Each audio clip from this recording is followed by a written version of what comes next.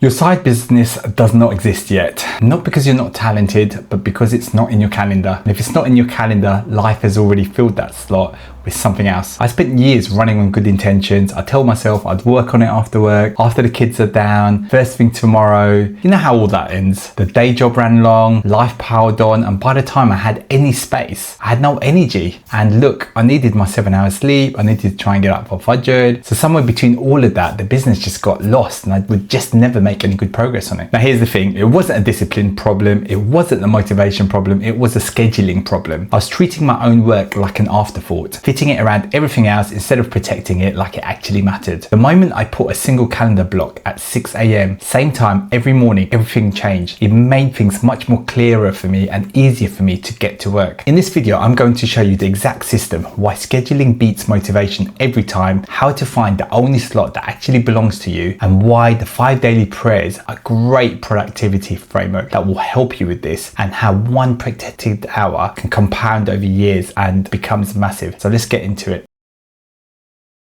Look, the most successful content creators online, the ones posting consistently, building audiences, making real money from their work, they're not more talented than you. They're not more inspired than you. They're just more scheduled than you. That's it. That's the whole secret. Consistency is the single biggest driver of growth in the content space, and motivation alone will never get you there. Structure will. Here's something that stuck for me. I was reading about American college football teams and how every single minute of their week is mapped out. There are NCAA regulations that limit how much training hours the teams are actually allowed to do. So what do the coaches do? They make sure every minute counts. No wasted reps. No, we'll figure it out as we go. Every session, every drill, every film study, everything scheduled, intentional and protected. Now there's science behind why this works so well. Research shows that simply deciding in advance when and where you'll do something actually doubles the chance you'll follow through compared to just relying on motivation and desire alone. James Clear calls this an implementation intention in his book Atomic Habits. The decision to act is the most important decision, not the act itself, the decision to schedule it. So I stopped negotiating with myself every morning. I had this calendar block at 6 a.m. and that's when I need to work, full stop. The brain doesn't get a vote and I don't need to negotiate with myself. It's basically like when your wife tells you she'll be home in an hour and you promise to clean the dishes. You don't sit there weighing up whether you or not you feel like it. You just have to go and do it because otherwise there will be big consequences. So you need to treat your business like the same way. Just make it like a non-negotiable thing. So let me make this visual for you. What I'm putting on screen right now is two paths, two ways people approach building something on the side. And I want you to be brutally honest with yourself about which path you've been on. On the left, the path most of us start on, it begins with a vague intention. I want to build this, full of energy, full of ideas, but there's no slot, no time. So the next step is wait for motivation. Wait for that evening where the kids will go to sleep early and the house is quiet and actually in the mood. And what happens? Life fills the gap. Family thing, a work deadline, suddenly your mate says, let's go out and grab some chai. Or you've learned about this new halal burger place opening up on Instagram. Now look at the right side. It starts the same way. You have the intention, but this time you schedule it. You make a decision in advance. Choose that at 6 a.m. That's my block. That's it. And here's what happens next. Because the time is already decided, you massively increase the chances you'll actually show up. You're not re-evaluating every morning and negotiating with yourself. The decision has already been made. And because you show up more often, you create more consistent output. Day after day, week after week. And then this is the people that most people miss. That consistent output starts to compound. Each bit of content builds on the last. Your audience grows, your skills sharpen, and your results accelerate. The only difference between these two paths isn't talent. It isn't even effort. It's whether you've made the decision before the day started or left it just to chance whether you work on the business. James Clear's research is clear on this. Scheduling doubles your follow through rate. Not 10% better, not 20% better, but it actually doubles it. Here's the practical takeaway from this diagram. Stop living on the left side. Pick a time, put it in your calendar and make it sacred. Not a commitment where you say, oh, you know what, I'll try and do it by 6 a.m. But it's like having a meeting with yourself or a meeting with like a big client, because in a very real sense, that's exactly what this is. But also if you miss a day or something like that, just try and get back on track as soon as possible. It's not about being perfect. It's about just doing your best and bouncing back as soon as you can.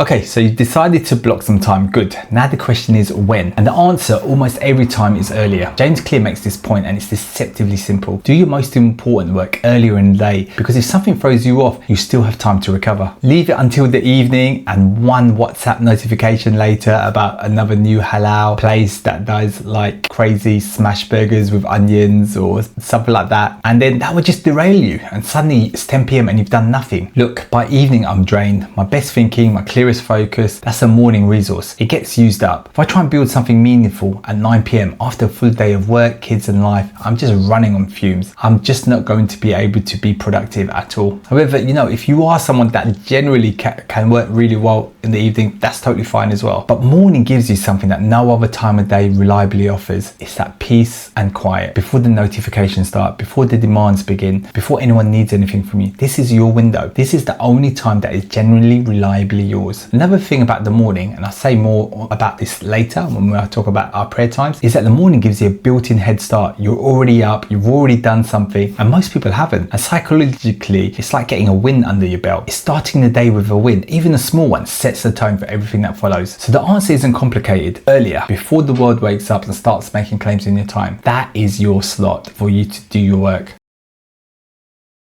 Here's where this gets real, and I want you to actually do this exercise, not just nod along. I told myself I wanted to work 2 hours a day on the business. Sounds reasonable. 2 hours, that's not a lot to ask. So I opened my calendar and just stared at it. There was no 2 hour slot, but I could reasonably just sit down and purely focus on the business. Not in the morning, not in the afternoon, not in the evening. My day was already full. Not with wasted time, just like with real life, work, family, commitments, just being able to sleep. And that moment of confrontation was actually one of the most useful things I ever did for my business, because you stop guessing. You stop telling yourself a story, you deal with reality. Your time isn't abstract, it's finite, it's mapped out. And if you're not deliberately scheduling into it, other things are already scheduled there by default. The calendar fills itself, just not with your priorities. Time does not manage itself, neither does your business. So I want you to look at what I'm showing you on the screen right now, because this is the exact moment of realization I had. The left side is most people's day. And look, it's not a lazy day, it's a full day. There's a job, there's a commute, there's family time, dinner, errands, maybe some prayer time woven in. But when are you going to spend time on your business? This is what I mean when I say open your calendar honestly, not your ideal calendar, your actual calendar. Look at where your hours actually go and be real with yourself about what's there. Now look at the right side. The only thing that changed, the only thing is that one block at the top, 6 a.m. to 7 a.m. protected, labeled, non-negotiable. Everything else in the day is identical. The job is still there, the family time is still there, life didn't change, but the business now has a home. This is why I keep saying that finding your window isn't a creativity exercise, it's an honesty exercise. You don't brainstorm your way to it. You look at your calendar and let it tell you the truth. For me, the truth was morning was the only time that reliably belonged to me. Not because I planned it that way, not because I had some productivity guru's advice. The calendar showed me. And once I saw it, I couldn't unsee it. I want you to do this today, not later, today. Open your calendar, look at a typical week. Find the one slot that is genuinely yours, quiet, consistent, before the day makes its demand. Block it, name it, protect it. Because here's the thing, the gap is almost always there. It's just invisible until you look. The slot exists, but no one will reserve it for you. That's your job. And the moment you do it, everything changes. Not because you found more time, but because you finally told yourself what that specific time is going to be used for.